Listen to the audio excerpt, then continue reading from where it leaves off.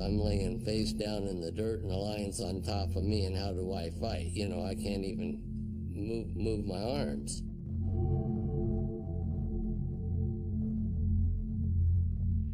I remember trying to decide, okay, should I try to grab this gun and use it?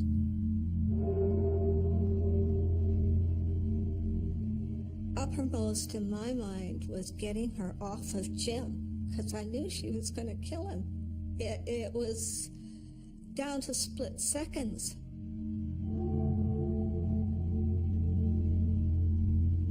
He grabbed the back of my hair, pulled me up towards the front of the counter, put the gun to my head, and told the cops to back off or he's gonna kill me.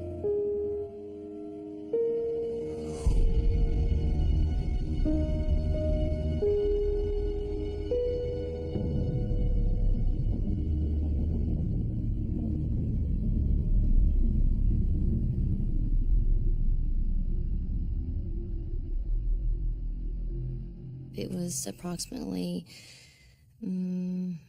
probably almost 2 in the morning, and very few people around and on the highway at all. I was driving, and she was in the passenger seat, and we were laughing and having a good time. And all of a sudden, I guess from out of absolutely nowhere was the biggest, loudest bang you've ever in your whole life heard. It was very, very, very loudest noise and just startling out of nowhere.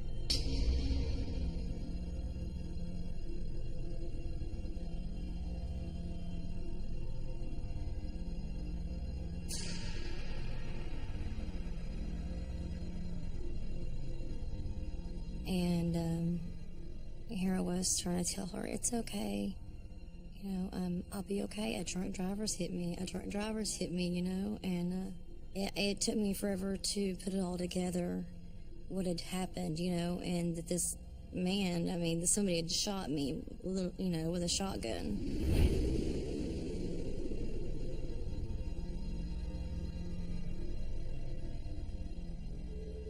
He held the shotgun out the window like this, and he shot, like, as he was driving at 70 miles an hour down the road, he shot my vehicle.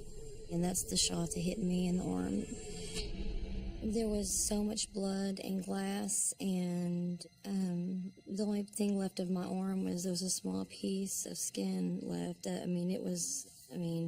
whole thing was shot completely off, and it disintegrated my bone, everything.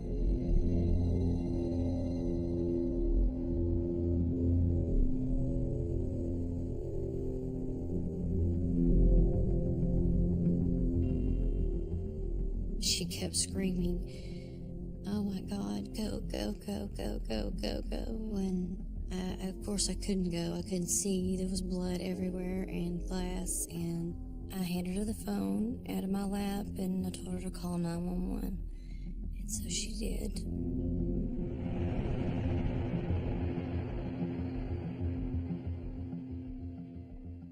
He walked up to the driver's door, and he just said, "Hello, girls," like, and just was laughing. And he reached over across me and took the cell phone out of her hand that she was talking on and said, "Hello," you know, and just threw it in the ditch. And a fear I can't even explain. It just came over me, you know.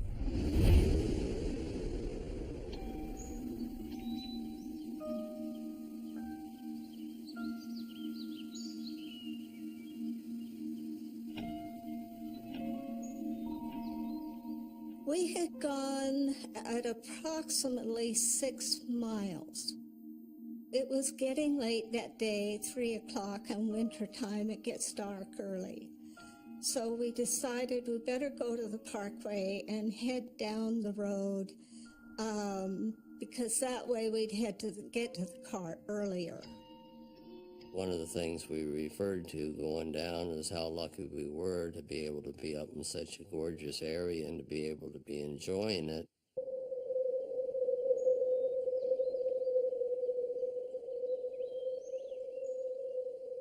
I was just following Nell and we were hiking along. And then I said, you know, that noise is closer.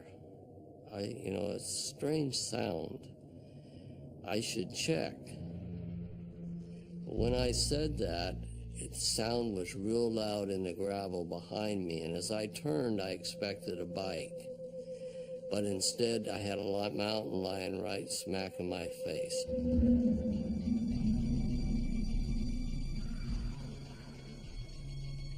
I was like in shock, but I ducked, and I turned to my left as best and fast as I could. When I did that, it went over the top of me. It had both paws out, and it was going to hit me right smack in the middle of my back. It missed, it fell on its face and caught itself, turned around, and faced off at me. I was so shocked that I'm facing a mountain lion, and I know that I'm in extreme trouble. But I don't have time to even yell out. I've got to figure out what to do. And I don't have any plan how to fight a mountain lion. The only thing I know to do is what I would do if I had to fight a dog. So when the mountain lion lunged, I jammed this arm into its mouth. The first thing I heard was this horrible scream. And I turned, and Jim was on the ground with the mountain lion on top of him. I just started screaming, and I told him, "Fight, Jim, fight."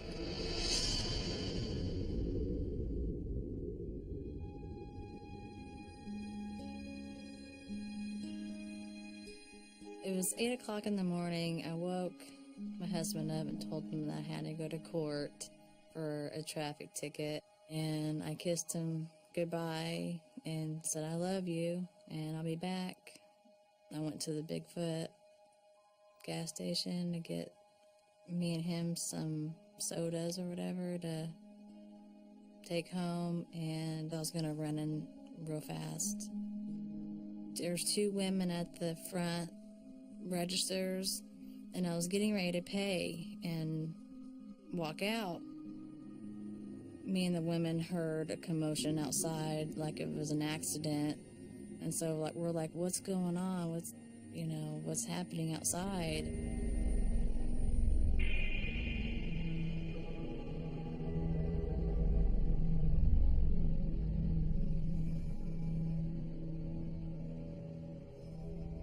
His car was wrecked. He hit a truck. And so we're just thinking, we're still calm about it. We're still, he got in an accident. And he jumps out of his car, starts shooting at the police that was already out there, and then ran into the store and then told everybody to get out or he's going to kill everybody.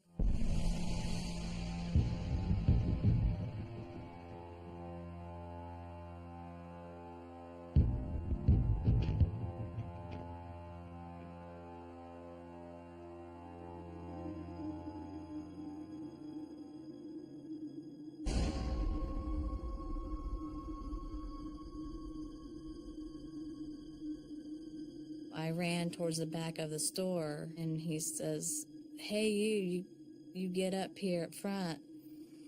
And I come up front. So me and the manager was behind the counter, and he told him to go around the counter to go lock the front door.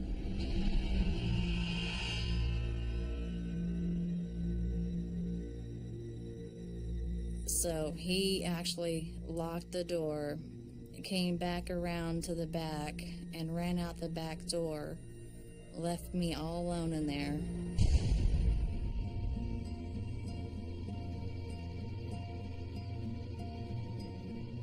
He got really mad.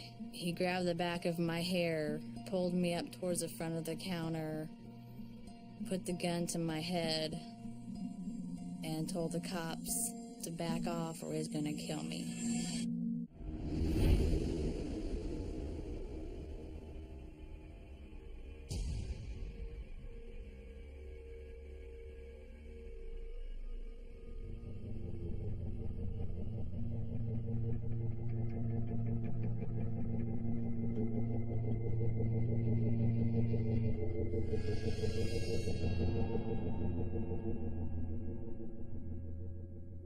He walked up to the driver's door, and he reached over across me and took the cell phone out of her hand that she was talking on, and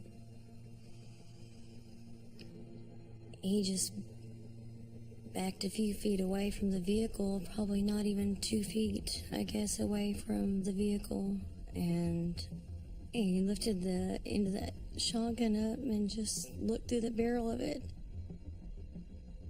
And she's screaming, "Go, go, go, go," and he just shot the gun.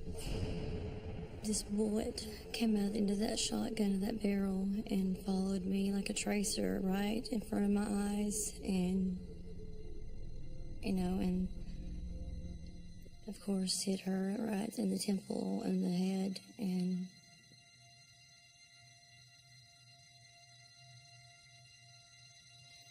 of course killed her.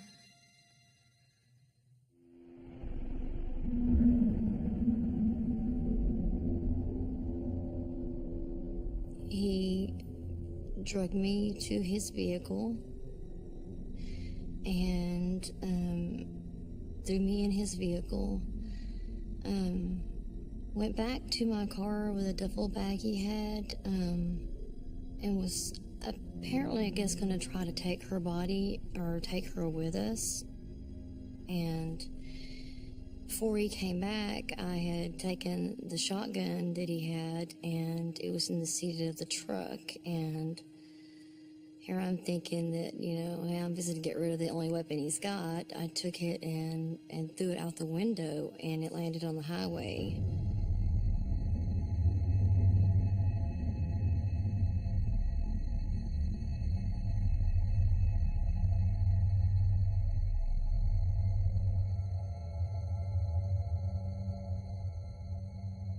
He sped off, of course, from that scene and drove me probably about 90 miles an hour down the highway to a back road right there off of the main highway. I remember trying to decide, okay, should I try to grab this gun and use it, or should I... I'm gonna die regardless. I mean, there was no way that he was gonna kill me for sure. And so, should I at least go for it, or what do you do?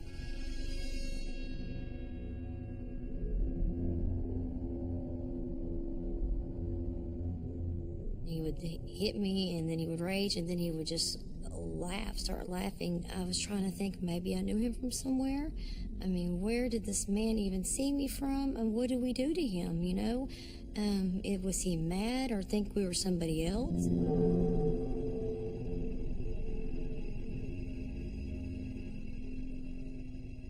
He took me down to this back road. I was thinking maybe a car will pass, or maybe somebody will hear me scream, or but there wasn't a house around. Not one house around, not one light. I mean, it was just black, and he drug me out of his truck and drug me to a little embankment right by the truck, and he then sexually assaulted me.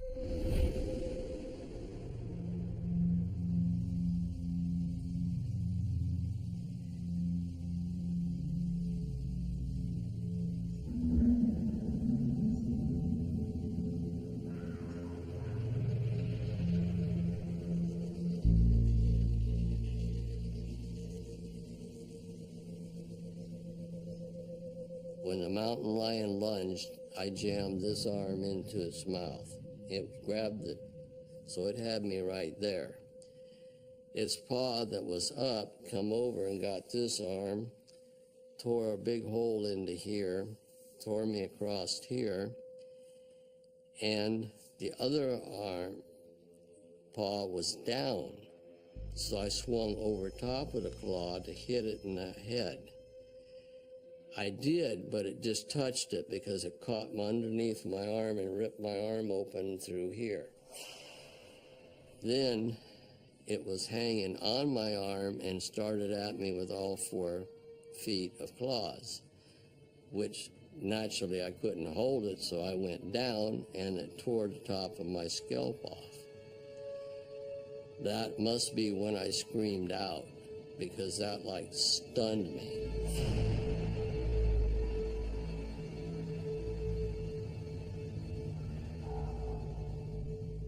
I just started screaming.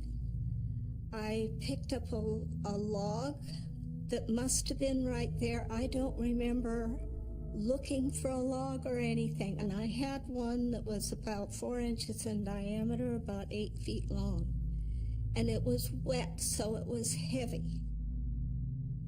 And I picked it up. It was all I could do to lift it, and I thought sure that one blow to her, the lion, would be the end of it. But I just learned very quickly how tough and strong that a wild animal is, because I just kept hitting her, and she didn't even flinch. I couldn't hit the lion in the head because it had a hold of Jim, and I was afraid this big log, I could have hit him. So I just picked the biggest part of her, which was her body, and just started hitting her. I heard Nell screaming, "Fight, Jim, fight." And then I feel that she's hitting it.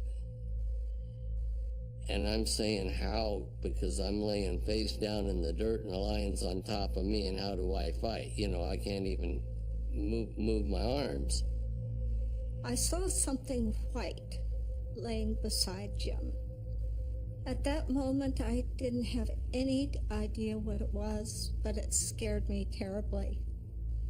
I wasn't sure if his skull had been crushed at that point or what.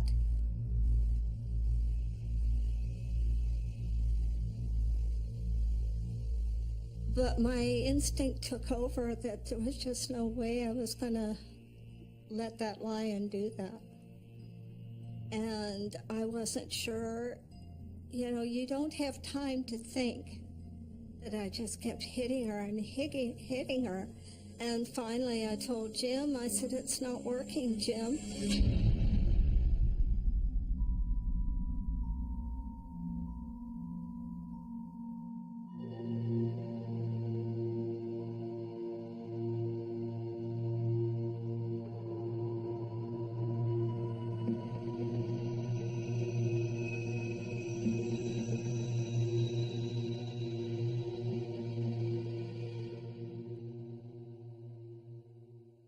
There was police everywhere outside. They were all aiming guns in at us too.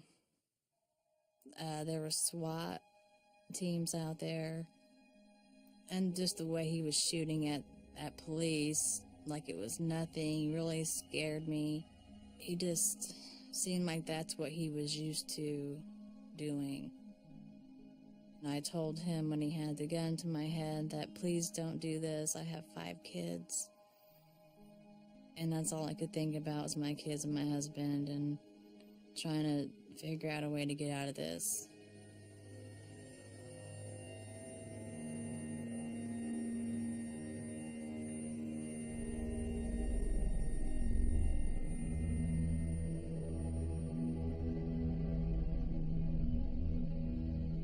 He wasn't saying anything to me. He just put the gun in my back and led me back to the back room.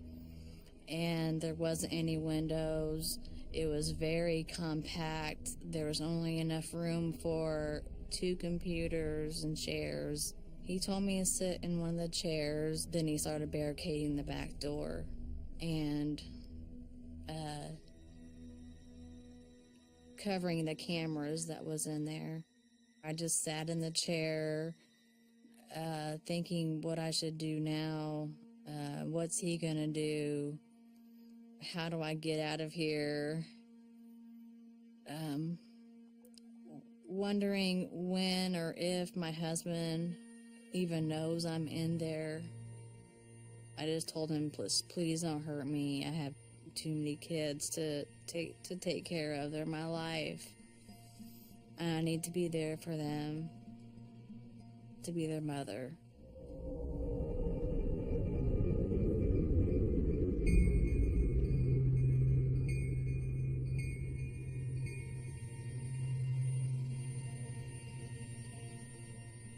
He says, do you want her alive?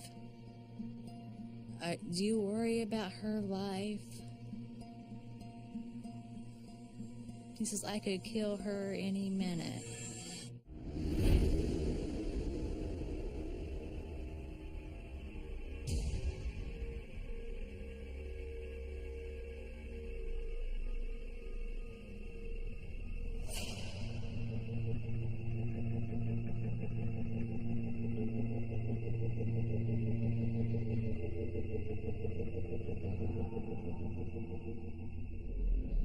After he sexually assaulted me, he then was like a totally different person. He would start crying, and then he would start, oh my God, what happened to your arm? And then he would go back to just screaming and ranting and raving, and it was just, and I kept telling him, I said, well, don't you have like children? And I kept talking to him about my little boy.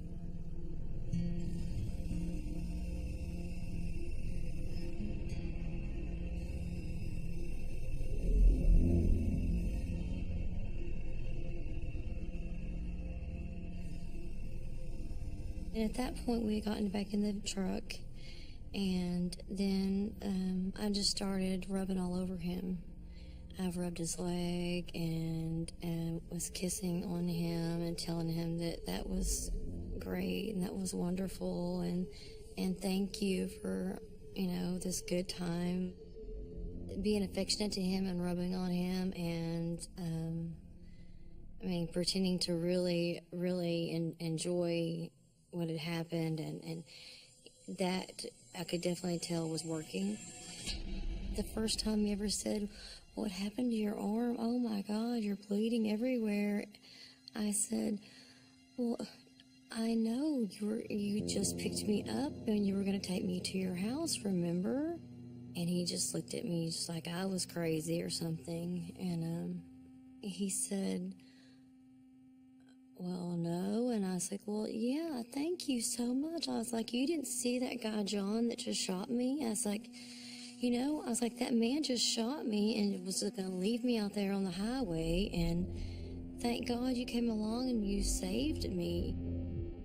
I shortly found that he started believing what I was saying, and I just kept telling him, aren't you going to let me use your phone? Because I'm losing a lot of blood here, and he kept saying, I know you're bleeding everywhere.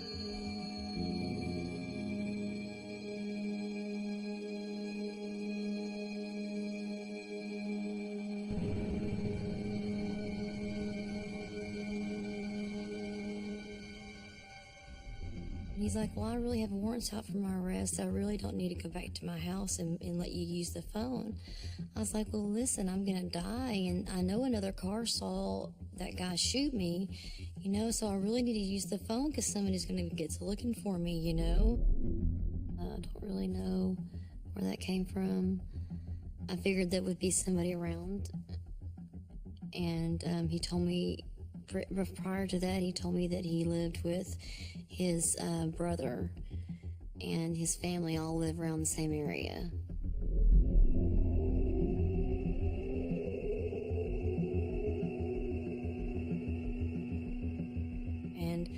I was like, yeah, well, go ahead and take me back to your house, you know? He said that his family was out of town and that for me to stop acting bad, that I would end up like other people have ended up, and then he won't be responsible for what happens with me.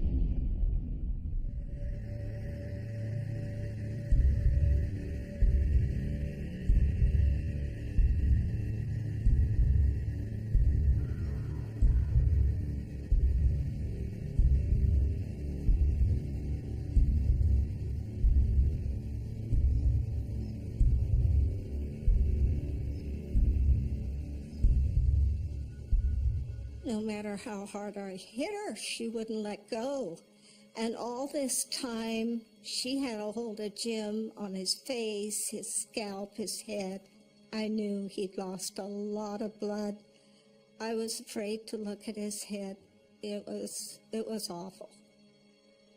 I told him it didn't work, Jim, and I just didn't wait for an answer or anything. I got the log again and just started hitting her. It's all I had. Then he started talking to me.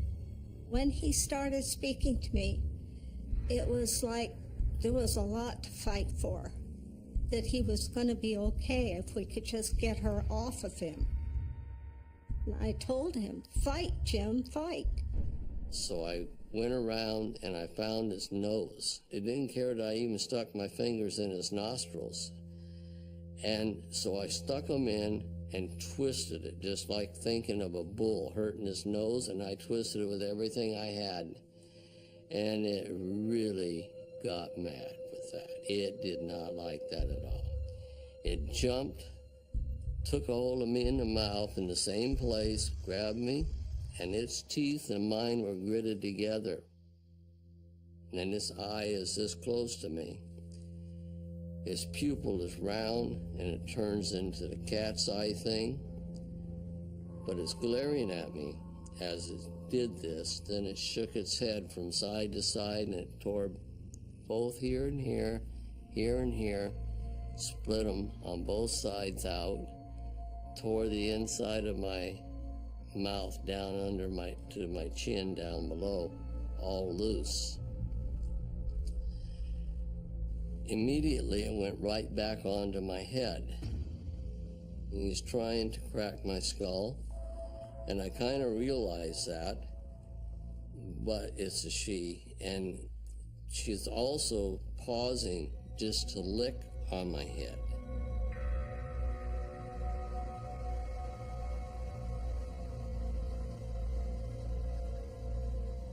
So with this hand, I lunged with every ounce of strength I had, because I was going to shove right through that eye. And I mean, it really hurt. Even though the adrenaline was flowing, my thumb really hurt when I did that. And it made it so mad. It was furious with that. And it let go of my head and it grabbed my neck. But I had shoved the pack, and I had the pack pushed up in the straps into my neck. So it had the strap or part of the backpack and part of my neck. It punctured my neck, and it was shaking my neck, trying to break my neck. That's when I told Nell to take my pin and put it in its eye and shove it in. He said, Nell, get the pen out of my pocket. Stab her in the eye. So I said, what pocket? And by then I'm desperate, because I know we don't have a lot of time left. So he said, my right one. So I got the pen and I tried to push it in her eye. Her eyes were closed, but I thought, sure, it would go right in her and that would do it. But the pen went in about an inch, and then it was like you had hit rock. It just broke the pen. And it didn't bother her at all. And she would not let go. She just kept her eyes closed. She was clamped down, and uppermost in my mind was getting her off of Jim, because I knew she was going to kill him. It was down to split seconds.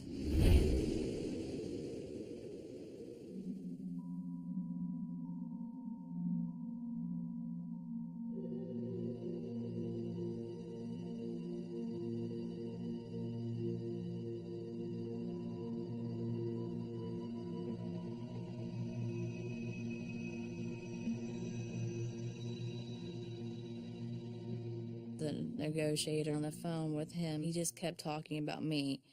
Let's get Tammi out. He says, just put your gun in a bag and have her bring it out to us. And he says, no, I'm not doing that. I'm not letting go of my gun. I told him my name and that I have all these kids.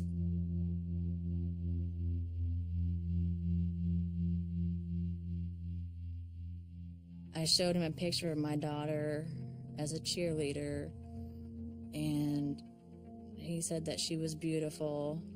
He says, I don't have any pictures of mine, but she's with her mother. So I was thinking right there that I could use this to my advantage. I said, don't you want to get out of here so that you can be with your daughter that needs you? He says, well, I'm not going to jail.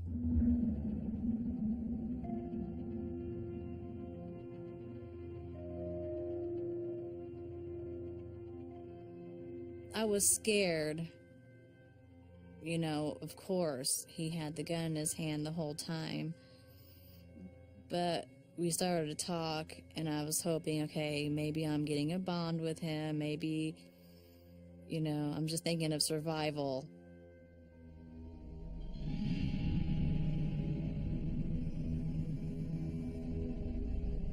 He wanted to see his mother's grave, and he wanted a beer, and they told him that they would do that for him if he would just let me go. He says, well, I'm not ready to let her go.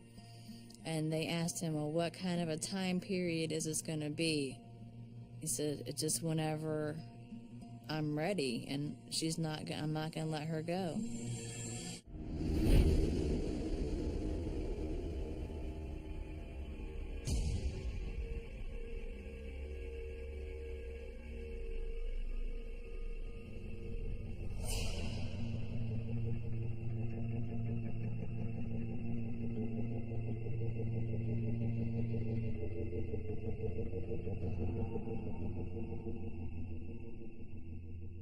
He kept finding all sorts of reasons, you know, why not to take me to his house.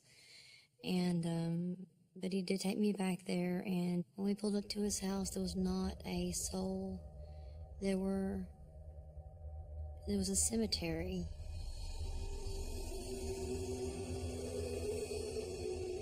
I was just very, very, just horrified.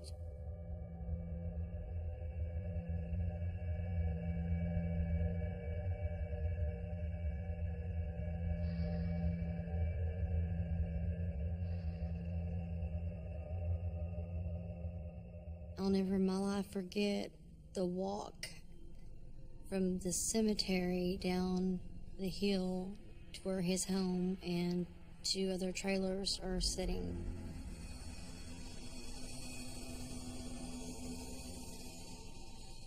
We went in the house, and I used the phone, and I called 911, and I told her who I was, and I was very calm. 911, what is your emergency? Somebody shot me, and this man here helped me on the side of the road. Someone shot you? And my arm is in half right now. And this man right here in front of me helped me out. Okay, where are you, ma'am? Please hurry. Okay, are you from this area, ma'am? Okay, let me speak to that gentleman that's helping you, okay? How do you get to? I've got another gunshot wound. Same one. You're the, Please hurry. And she tells somebody in the background there's been another shooting. And I said, the same one. And that's all I said. He's sitting here looking at me, and she just got quiet.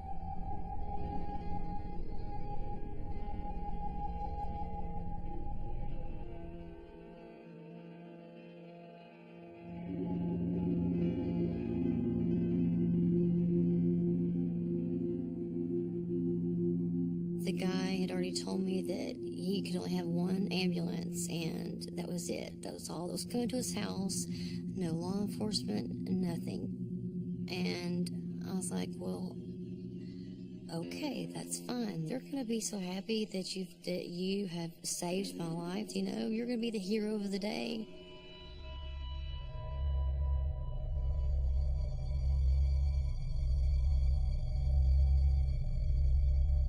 I had lost so much blood that I was very weak and lightheaded, and I was not able to tell them where actually I was located.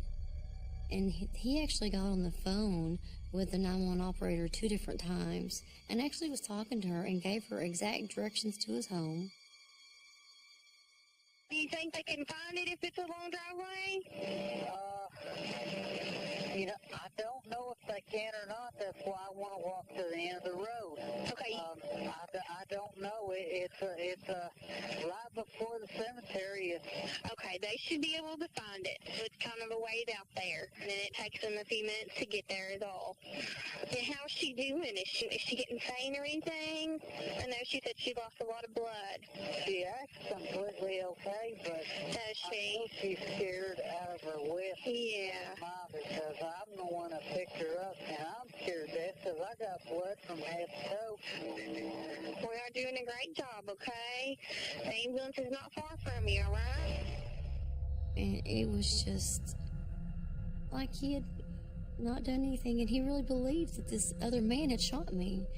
And he kept saying, well, where'd your friend go? And I would tell him, she's at the car, remember? She didn't want to come. You were just going to bring me, remember? It was the most strangest thing, and I was thinking the whole time, this man is going to wake up and he's fixing to cut my throat.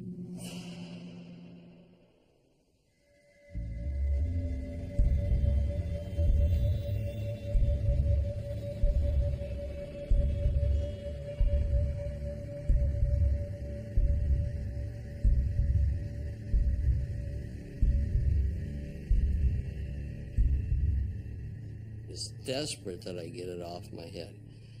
So then I thought, okay, I'm going to put my hand in its mouth and get it to bite on my hand so it's not biting on my head, to buy time while she's hitting it, and hopefully something's going to, catch. So I did that, and it starts chewing on my hand, which satisfied it fine, but it hurt something horrible. And then I remembered from being with dogs, if I grab its tongue, it can't bite. So I grab its tongue and stop the bite, but I can't do that indefinitely with it like I could with a dog. So I have to release it and let it bite and then hold it. And it keeps wanting to break my skull, and I know that it's doing this, and it's trying to go further down on my neck and get a better grip. So I told Nell then, I says, you've got to do something different. So I took the log and went straight at her and took the chance of hitting Jim. And as it was, it hit her right in the head, right in the snout. And with that, she jumped to the side of Jim and she glared at me. And she was in attack mode. The ears were down. She had Jim's blood all over her, over her chest and her face. And I said to Jim, I was screaming, I said, Jim, she's got me. She's got me.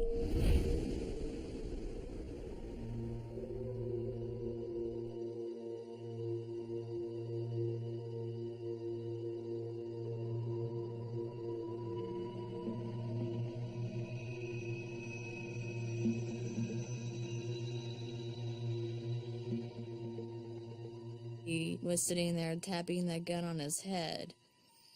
And I asked him, "What are you thinking about?" And he says, "I'm just thinking about my life." And I asked him if he was scared, and he didn't say anything.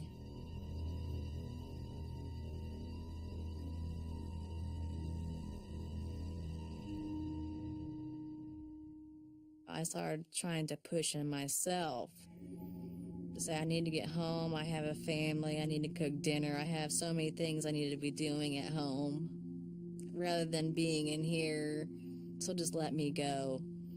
And he says, "I'm not ready to let you go. You are my security blanket. You are what's keeping me alive." After he said that I'm what's keeping him alive, really scared me, and I had a lot of emotions running through my head, like worried that the police will come in shooting at us.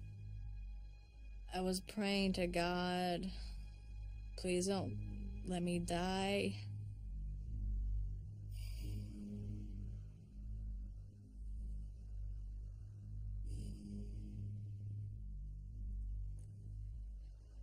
Just get me out of here.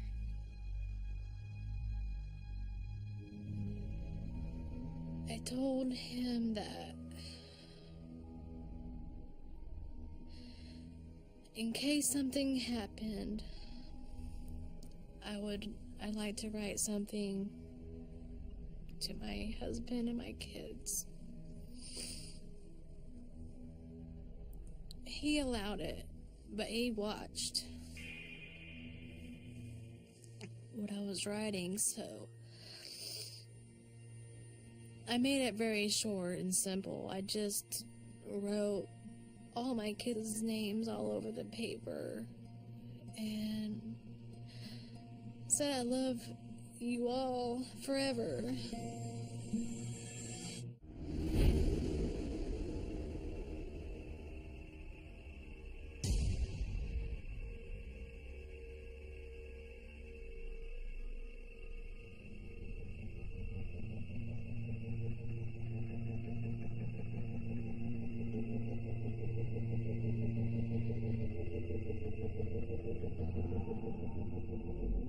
He actually walks up to the ambulance at one point and tells him, "Hey, she's right down here. Why don't y'all come get her?"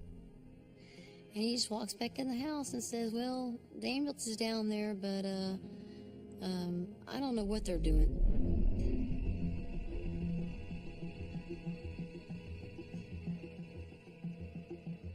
When I walked outside,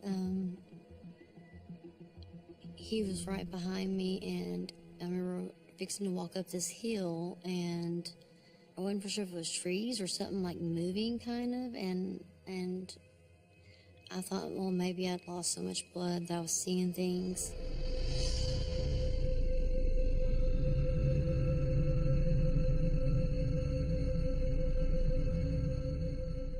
All of a sudden, they were just people everywhere surrounding him. He went down fighting with them, so I was able to, get up the hill a little ways, and the ambulance was there. I've never been so happy to see people in my life, ever, ever, ever. I mean, because I figured the last days of my life, my son's not going to know what happened to me. My aunt's not going to know what happened to Anna. This man's going to get away with this, and that's mostly what I kept thinking about,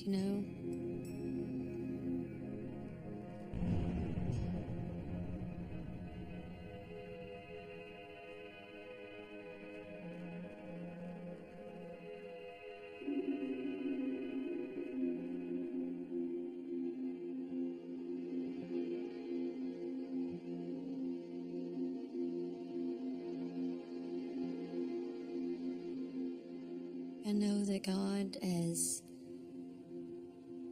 a definite purpose for me here.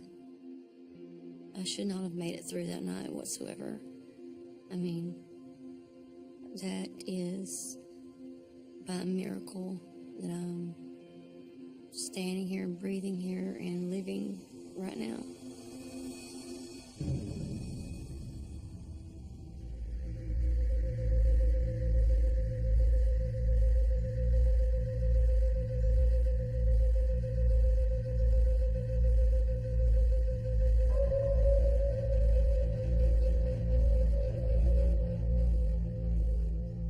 I said, Jim, she's got me. She's got me.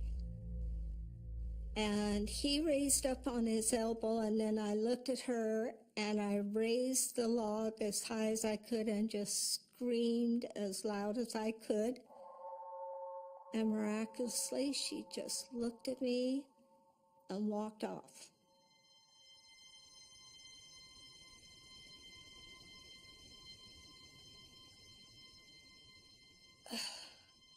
I knew we were lucky that he was still alive, but I also knew we had to get out of there. I could not leave him alone and go for help because all the blood around, I knew she'd come back.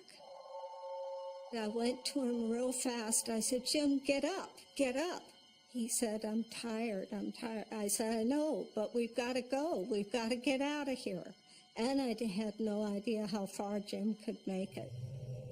I was up to a jog for a moment or two, and enough that I could feel the piece of my scalp that was back there banging on me.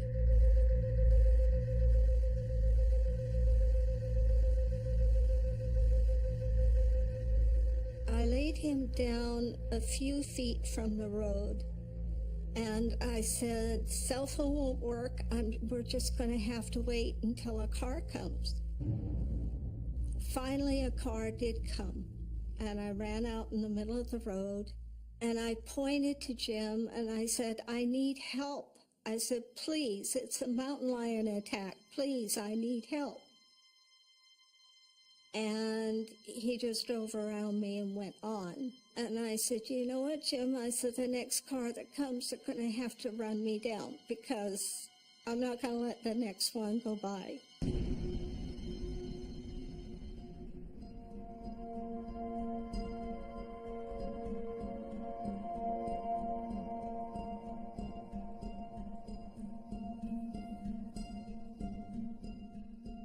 Well, if it wasn't for Nell, I wouldn't be here because there was no way that I was going to survive that on my own.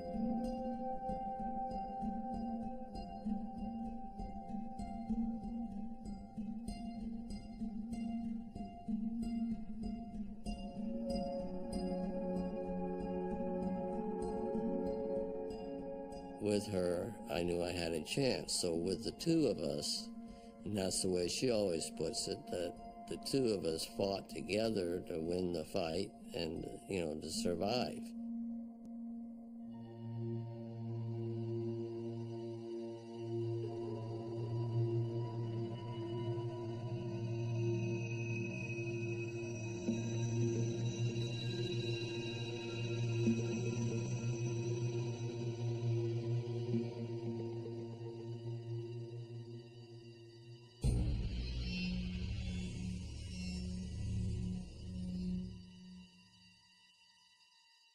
He agreed to let me go out to get the cell phone as long as the police would back up. He put the phone down and started banging on this vacuum cleaner.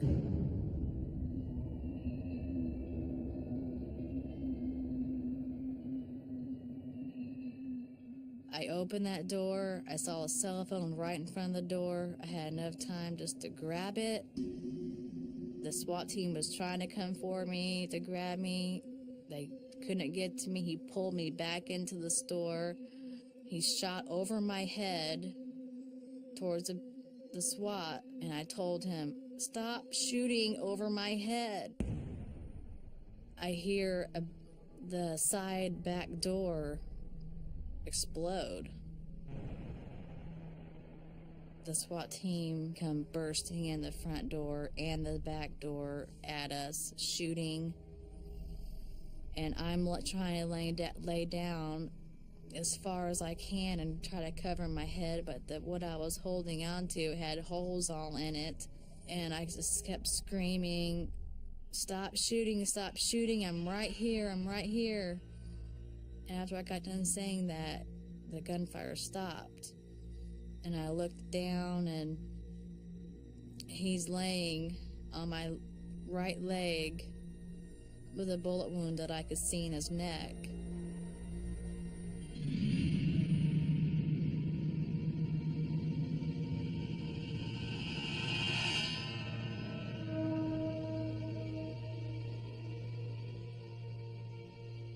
The scariest moment of the whole ordeal was having a gun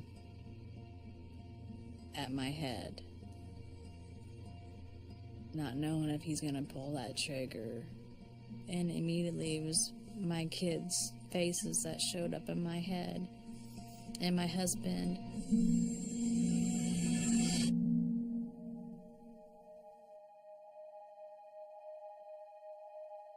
I survived because I kept my cool. I thought of survival, how to bond with the hostage taker,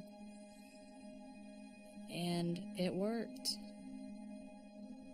And I'm alive today to be with my kids.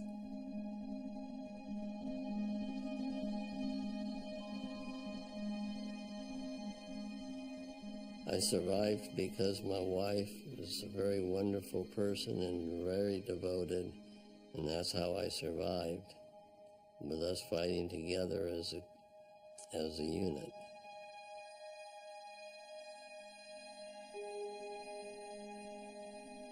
I survived to honor my cousin's name. I was determined to do what I had to do to make it out of there, and